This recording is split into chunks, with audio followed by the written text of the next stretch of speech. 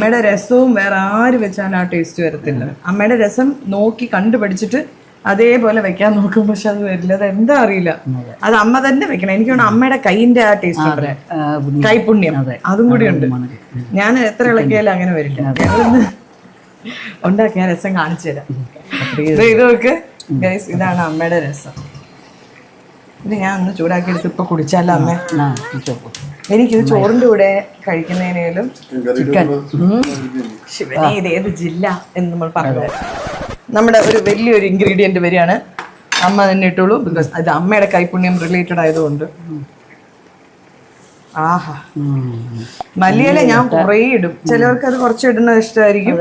എനിക്ക് എന്തോ മല്ലിയിലയാണ് എനിക്ക് മെയിൻ. അത് ഏത് കറി ഉണ്ടാക്കിയാലും ചിലപ്പോ ഞാൻ ചോറ് വെക്കുമ്പോഴും കുറച്ച് മല്ലിയില ഇടും.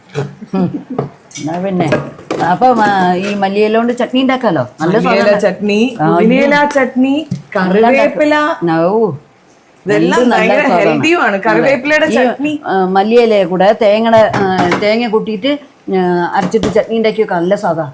കുറച്ച് ഉപ്പിട്ടിട്ട് ഞാൻ ഉണ്ടാക്കാറുണ്ട്.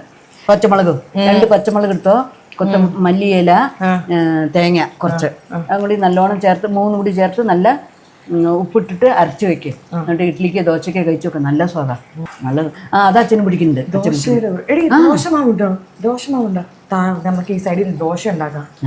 അല്ല അമ്മേ, നമുക്കൊരു കാര്യം ചെയ്യാം. ദോശയും ചിക്കൻ കറി രാത്രി നമുക്ക് ടിഫിൻ ഇപ്പൊ നല്ല റിലേറ്റ് ആയി. അപ്പൊ നമുക്ക് ചോറിന്റെ കൂടെ ഉപരി നമുക്ക് ദോശ ഉണ്ടാക്കാം.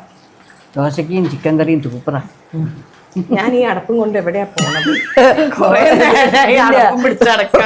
എന്റെ അടപ്പിളക്കി ഗൈസ്. അത് മയക്കത്തിന് പോയി. ഞാൻ എങ്ങോട്ടേക്ക് പോവാ? ഇതൊക്കെ ഉപ്പുണ്ടോ നോക്കണം. എന്തായാലും അമ്മയല്ലേ ഇട്ടത്. ഇതിങ്ങനെ പൊന്തി വരുന്നു. ആ പൊന്തുമ്പോഴാ എന്റെ മേലേക്ക് തെറിക്കണേ. ടേസ്റ്റിംഗ് പണലാം. അത് അത്ര നേരം ഊതിൻ്റെ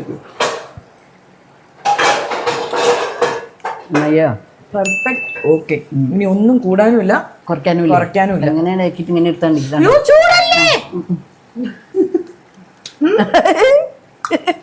നല്ല സ്വാദ്. അമ്മയുടെ രസം ചൂടായ അമ്മ.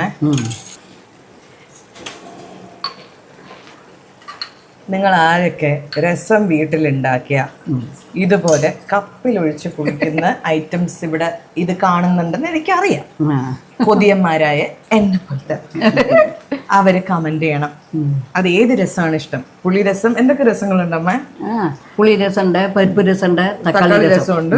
പിന്നെ ഇതെല്ലാം കഴിക്കുമ്പോൾ നമ്മുടെ മുഖത്ത് വരുന്ന ഒരു നവരസമുണ്ട്. അങ്ങനെ പല പല രസങ്ങളുണ്ട്. അതിൽ ഏത് രസമാണ് നിങ്ങളുടെ ഫേവറേറ്റ്? അതെ, രസമുണ്ട്.